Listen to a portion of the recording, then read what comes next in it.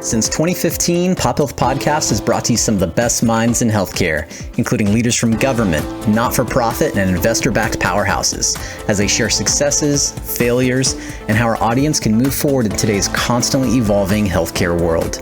Thank you for joining us for today's episode presented by 24 Hour Home Care. Hello, everyone. Welcome to another episode of Pop Health Podcast. I'm Gavin Ward, host of Pop Health Podcast. In today's episode, I had the privilege of sitting down with Regen Wilson, who serves as a communication expert here in Los Angeles County, and in particular, when it comes to military and veterans affairs. In today's episode, we learn from Regen about really the infrastructure of organizations here in Los Angeles County, both government, local, state, federal, and not-for-profits, and other entities that serve veterans. And what I really wanted to bring Regen in for today was this awards program that is put on by the Los Angeles Veterans Collaborative that Regen is a part of. We hope you enjoyed today's episode where you learn how you can recognize the different organizations that are serving veterans and play a role in their acknowledgement and some prizes that they can win. But I also hope today's episode is helpful for you in learning about what resources are out there for veterans in your life, or if you're an organization that serves veterans, just connecting organizations together and getting out of our silos, right? We've heard that cliche so long. We hope you enjoyed today's episode. Feel free to check out other episodes of Pop Health Podcast by visiting us at pophealthpodcast.com, checking us out on our YouTube channel, or visiting us wherever you listen to your shows. Thanks, everybody. Enjoy today's episode. Regen, thanks so much for joining the show today. I'm glad to be here. Thanks for having me. Absolutely. So, folks, I've had the opportunity to get to know Regen a little bit over the last couple of months, as my day job has gotten me involved in some similar work as what Regen is involved with.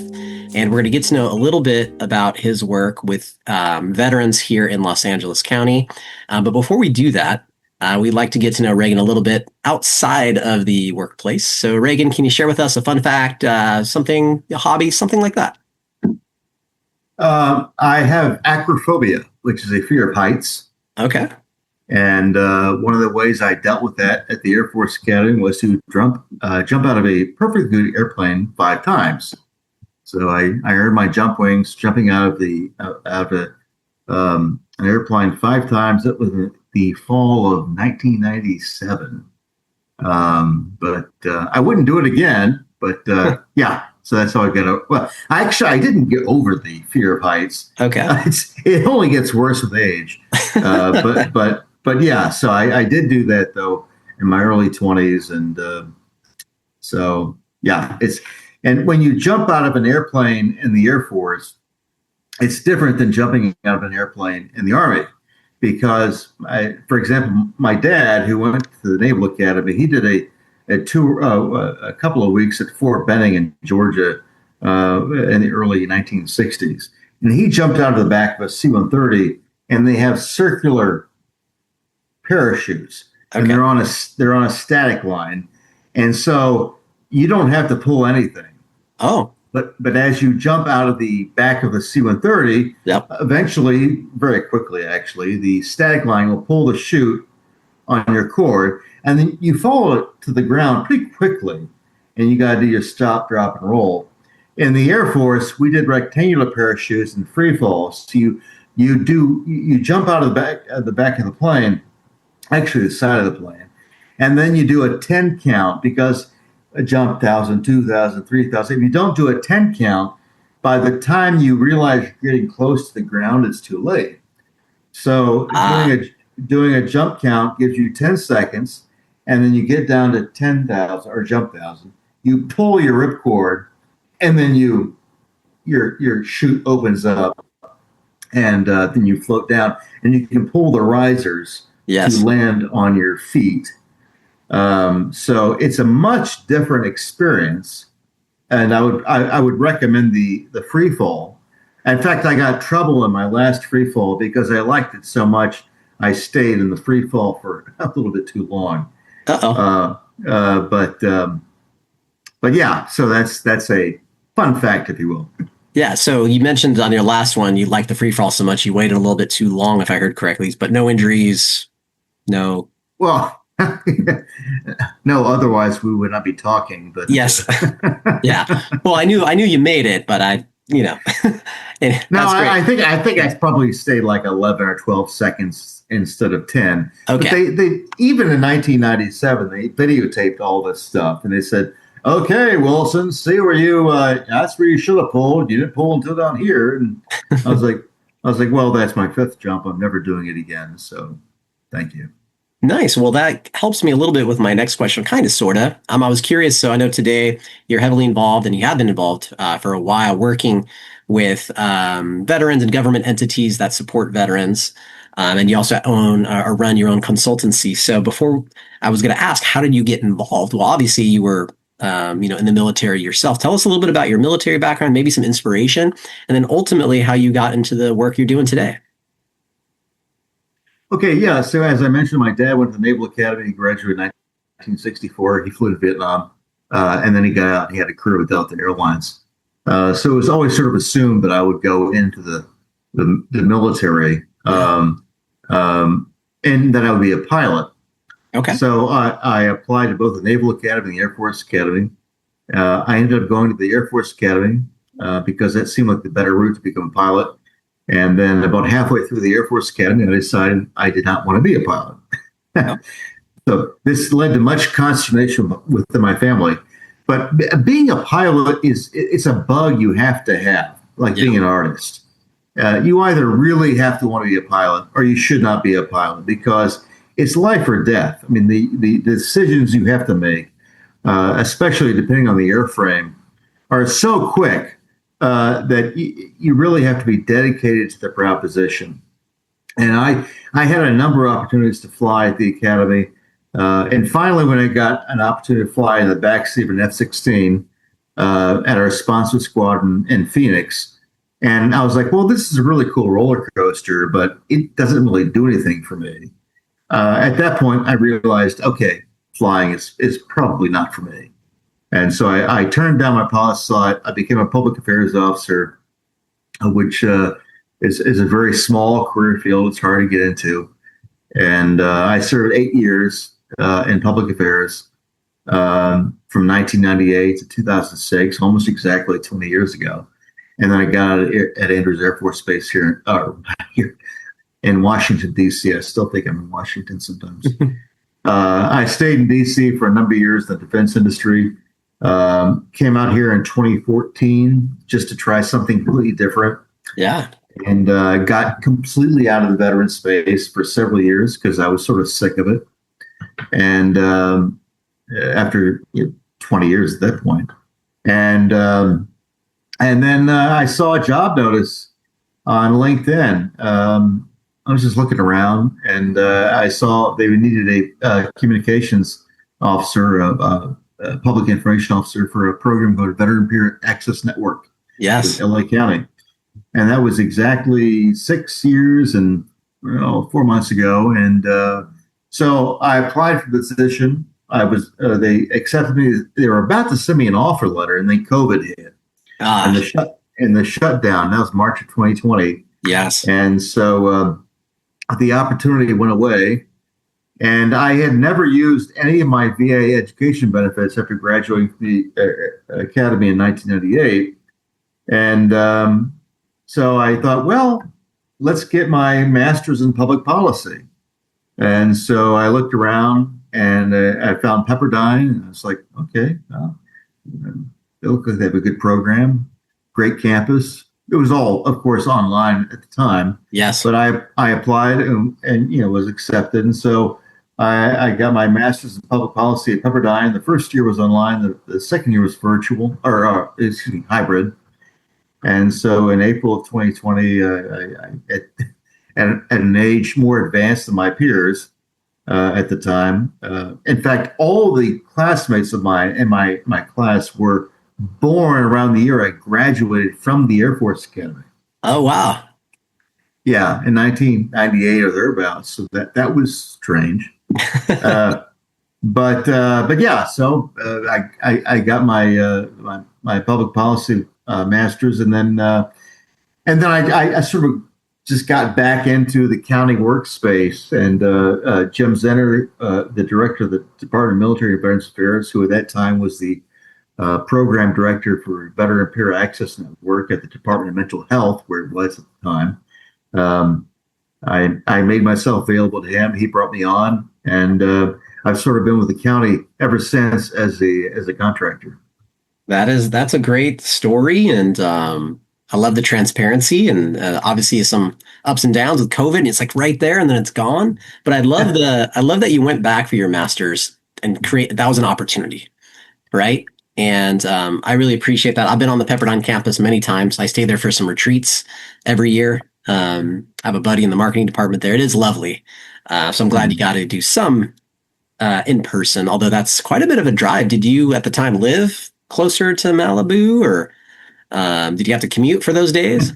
Yeah. Well, when the first year of grad school, I was still living in West Hollywood, which would have been one hell of a commute. Yeah, man. And in the second year of grad school, I had moved here to the Valley. I live in what's known as West Toluca Lake, which is basically between Studio City and Toluca Lake or Burbank. But when I had in-person classes, I would drive out there down the 101, and I think I have to take Cane and Doom Road or some road out there. That sounds familiar. And then I would come back. My girlfriend lives in Santa Monica, so I would just come back down to PCH and see her and stay there. So, but yeah, it was not necessarily convenient, but I really enjoyed being in person whenever possible, even if we had to be in masks, because I'm of a generation that I didn't grow up being online like we are now. Yeah. So that makes a lot of sense. This podcast used to be always in person also. Did it? Yeah, we started about 11 years ago. And so, yeah, we've transitioned to online. But yeah, the value of in person obviously is great. And I met you in person, which is great. So one of the reasons that I wanted to have Regen on is he's helping to facilitate, and I don't know if lead or co-lead is the right word. So share with, maybe correct me here in a moment, but the awards and recognition that the Los Angeles Veterans Collaborative is doing for veteran serving organizations here in LA and LA County, I thought was really pretty neat. And I just learned about it.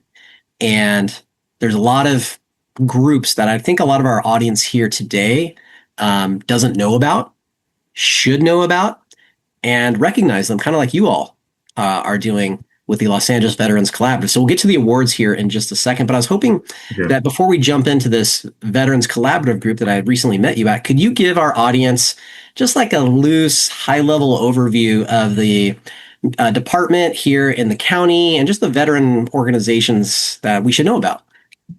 Sure. Yeah. So within LA County, there's two departments with which I've been involved over the years that have programs specific to veterans and their families, and also military members, whether they're active duty or Guard or Reserve, and their families. And that's the Department of Mental Health and the Department of Military and Veterans Affairs. Now, Veteran Peer Access Network, which is a service linkage organization, they don't provide services, but they will link you to services, whether that be housing assistance or employment or financial aid or what have you, claims, mental health. They'll link you to those services. Anything else on the structure of veteran organizations before we jump into the collaborative you wanted to share? Well, yeah. So, at the county level, you have the two departments I mentioned, which have very specific. Well, of course, the Department of Military and Veterans Affairs is completely veteran and military focused.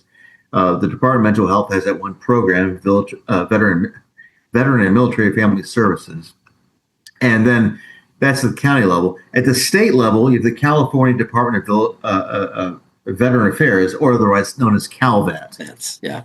And here in LA, we have a fantastic representative of CalVet. His name's Anthony Rodriguez, and he represents LA and Ventura. And the only reason he only represents two counties is because LA has one of the largest veteran populations in the country. And then beyond the state, You have various nonprofits. I just mentioned American Legion, uh, uh, Disabled American Veterans, DAV. There's also Veterans of Foreign Wars, VFW. There's the Marine Corps League. So there's other nonprofits who service veterans. There's also other nonprofits who help with veterans who are in distress. So you have Pause for Vets, which helps with veterinary care for veterans with animals. I keep looking back here because I have a 16-year-old dachshund. Yes. Who is my psychiatric service dog, they call him PSD, which replaces the the designation they had for animals. They got rid of it for airlines because people were taking advantage of it. They're bringing on donkeys and goats. Oh, dang. And whatnot. Wow. But Sparky is right here, and so Pause for Vets is one that's close to my heart. There's also Village for Vets, the Abel Parker Foundation. Yes. Change Reaction. These are all nonprofits that can assist with things like, bridging the gap with rent, getting your car repaired, getting your utility bill paid, not forever, but for a finite period of time until you get back on your feet. And that's really the role of VPAN. And I've been involved with VPAN now almost since its inception. It's not, they're not there to provide, assistance in perpetuity. Yes. It's designed to get people back on their feet, right? And the ultimate success story for VPAN or any of these organizations is that they bridged the gap until such time as that person was able to stand on their own 2 feet.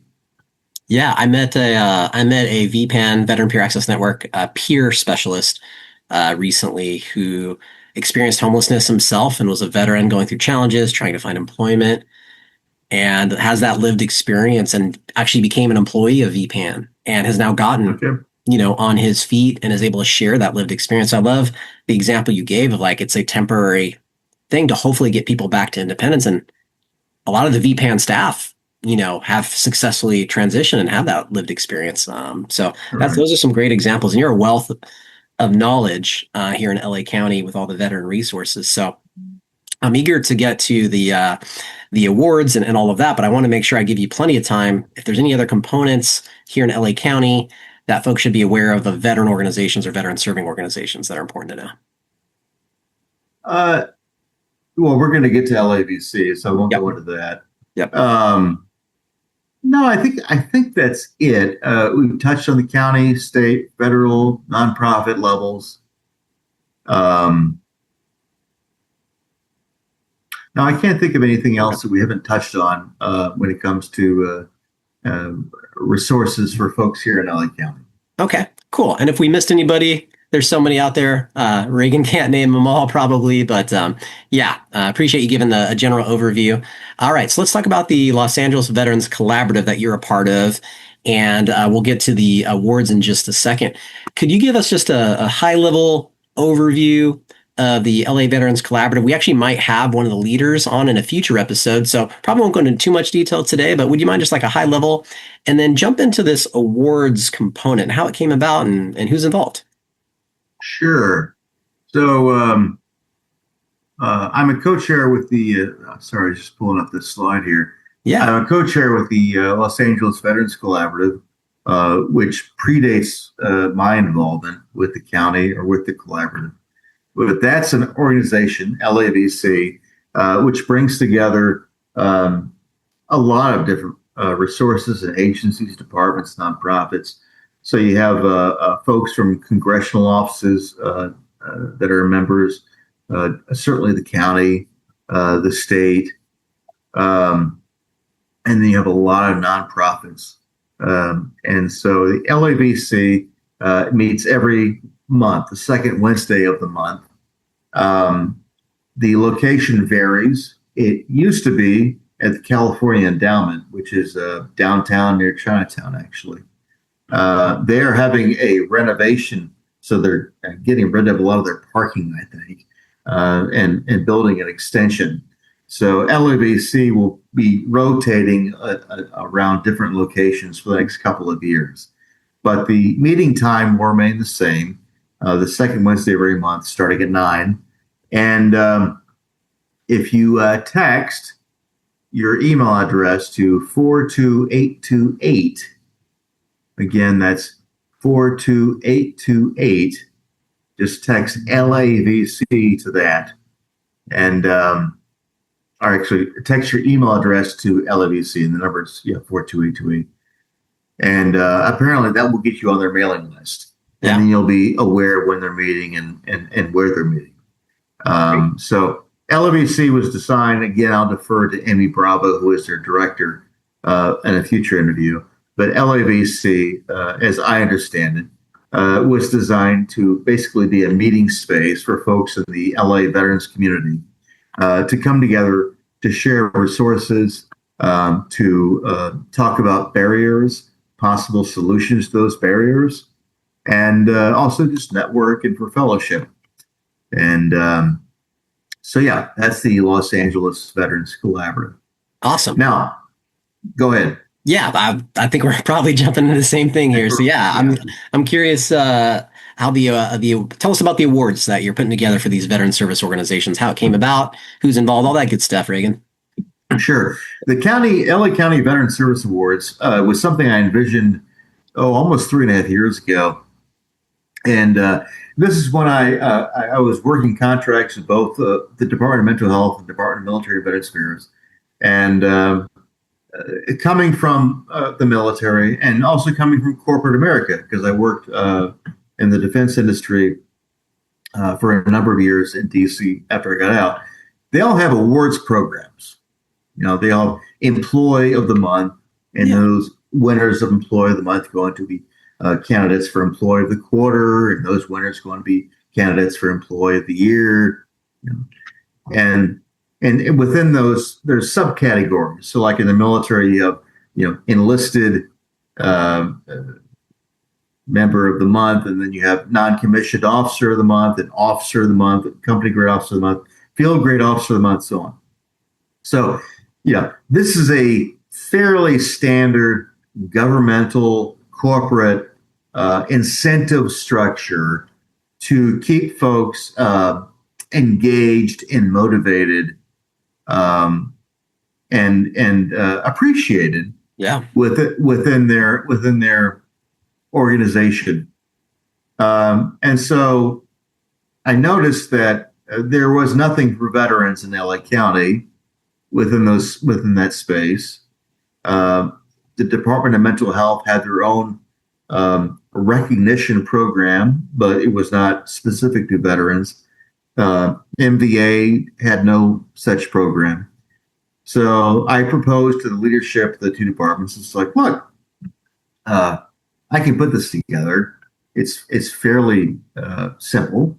It's not simple to administer, but it's simple to conceptualize. Yeah. And so I said, look, we'll do a monthly, quarterly, and annual awards program. And we'll have nominations the first week of the month, and voting the last, nominations the last week of the month, and voting the first week of the following month. So basically, for example, we're in August. So on the 24th of August, I'll send out an email soliciting nominations for the August monthly awards. And then on the 31st of August, I'll send out a ballot for people to vote on those monthly awards, which will close at the 4th of September, on Friday.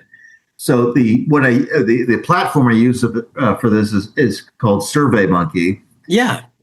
It's pretty simple. And then, so I collect those nominations from the last week of the month. I populate a voting guide, just like when you go to vote here in California, you have your ballot, but then you also have a voting guide that's sent to you in the mail.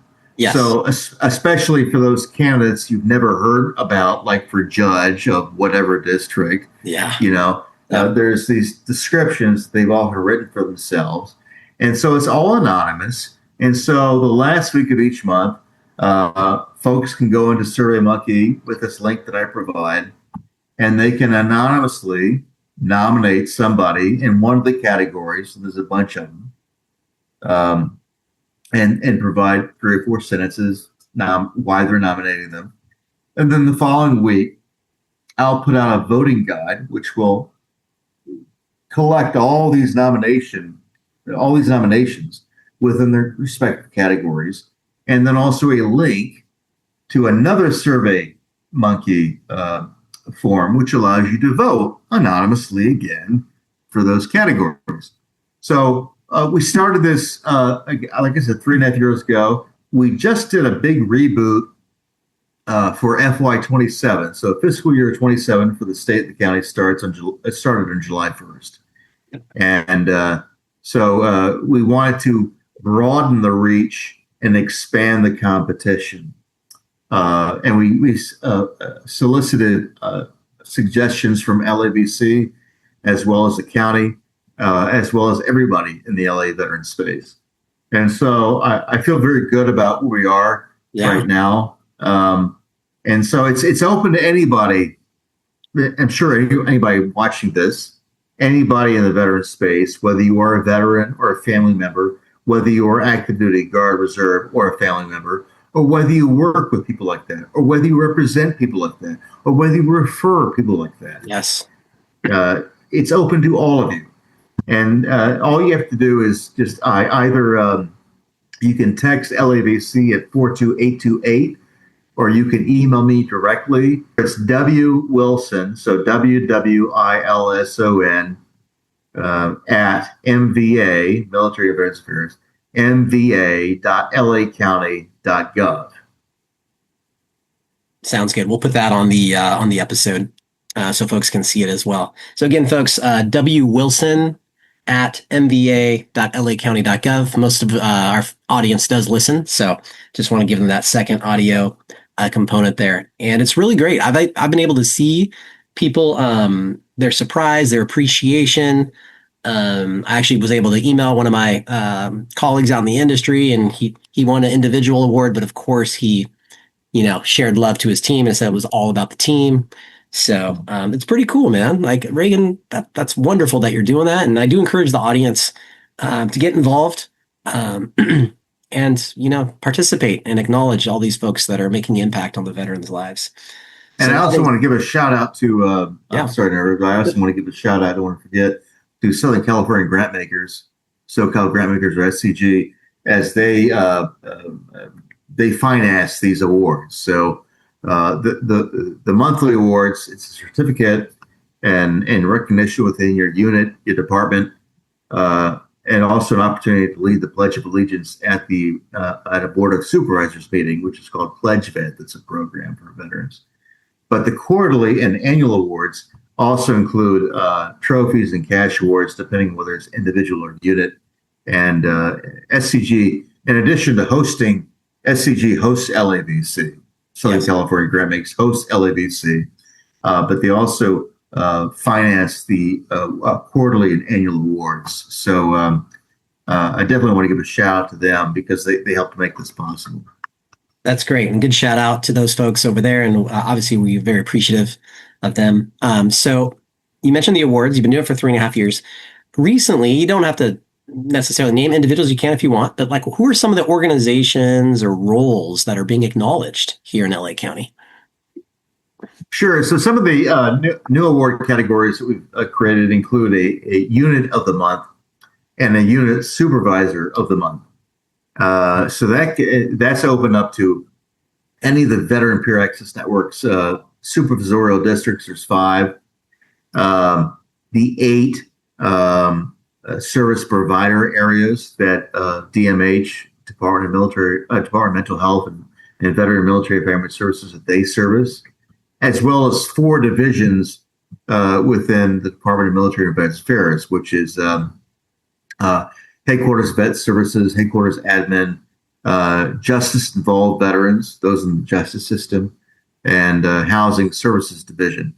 So they're all eligible for veteran or Unit of the Month and Unit Supervisor of the Month. And then we have Veteran Service Representative of the Month and Peer Support Specialist of the Month. That's for VPAN. Yeah. And it just goes down from there. See, and support categories. And for the community, there is a Community Partner of the Month.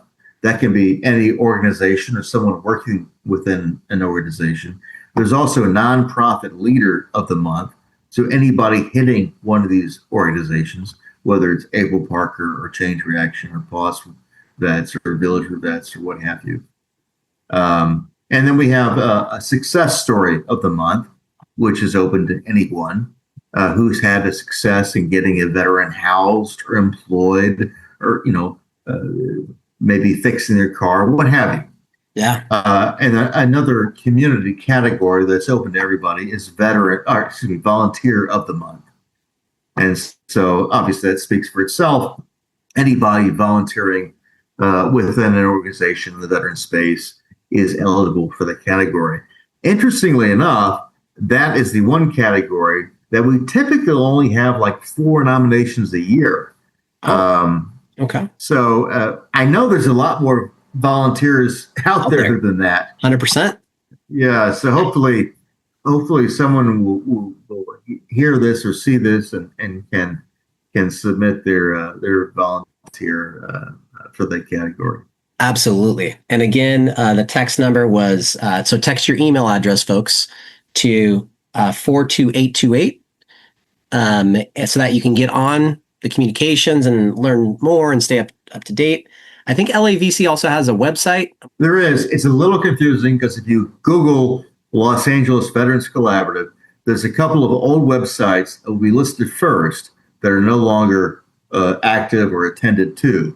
But if you go to, again, Southern California Grant Makers or SoCal Grant Makers, they are the current administrators of the Los Angeles Veterans Collaborative, or LAVC. And that website is very simply SoCalGrantmakers.org/LAVC.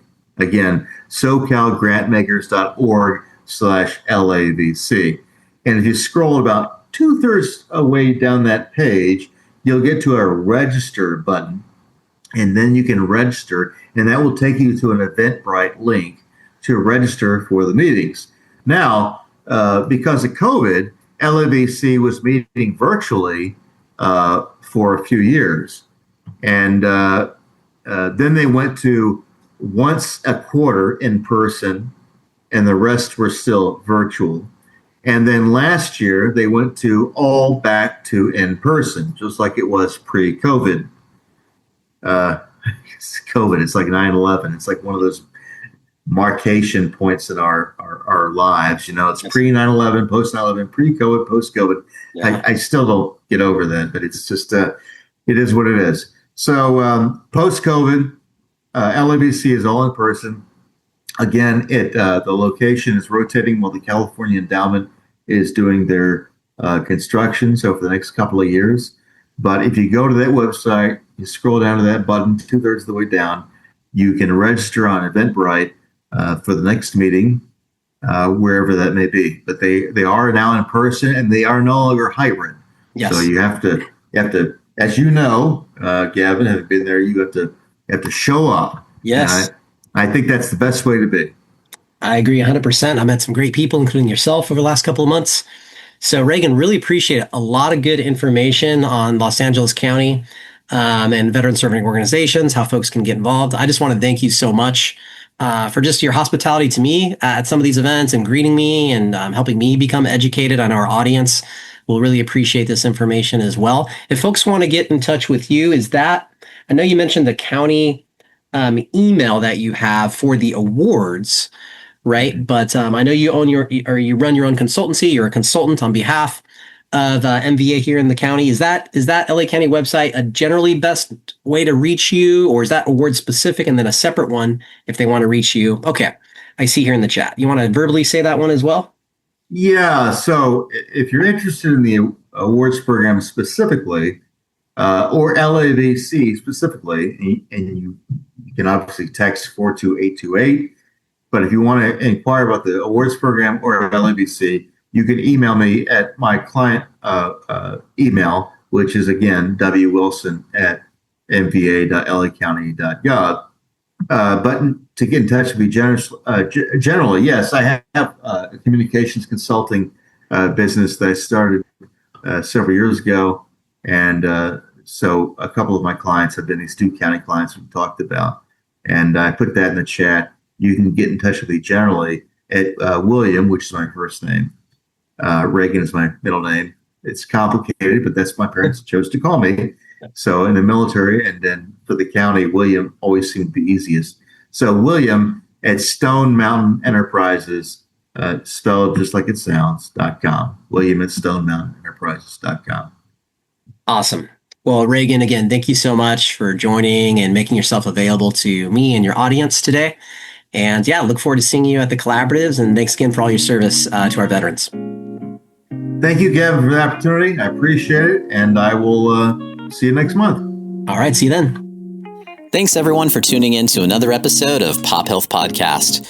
We hope you've enjoyed today's episode, and if you have and want to check out other episodes, visit us at pophealthpodcast.com, iTunes or Apple Music, Spotify, Stitcher, and now YouTube as well. Take care.